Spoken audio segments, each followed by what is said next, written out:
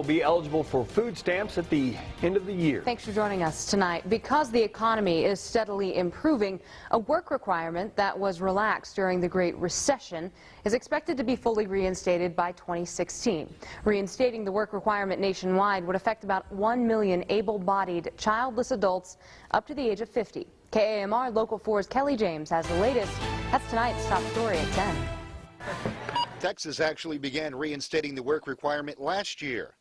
That requirement means any adult without children would have to work at least 20 hours a week or attend 20 hours per week in job training to receive food stamps more than 3 months over a 3-year period.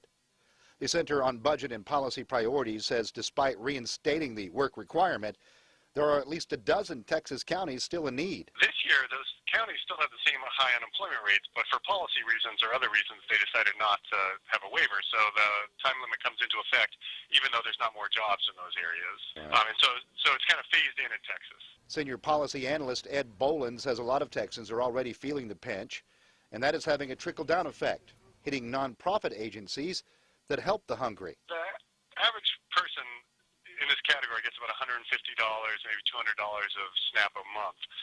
To find that much donated food for a food bank or to rustle up that much food or to raise money to buy that food will take some time for food banks, and so they need to be prepared. The High Plains Food Bank has already been going through this, and each time they see people lose their food stamp benefits, they get ready. We need to make sure that our agencies who distribute the food, they have the capacity to handle increased numbers, and the answer is almost always no. Executive Director Zach Wilson says even though the economy is getting better, they had their biggest year of distribution last year, giving out nearly 7.5 million pounds of food. 90,000 people in 12 months receive some type of assistance through us or our partner agencies. That's 1 in 5 people in the Texas Panhandle.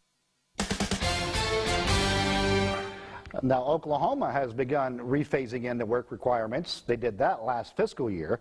New Mexico, however, still eligible to seek a waiver for those requirements. Live in studio, Kelly James, KAMR Local 4 News. Jen. Kelly, thank you. The Center for Budget and Policy Priorities says the cuts will affect a diverse group living in all areas of the country. 50% of those affected have only a high school diploma or GED. Oklahoma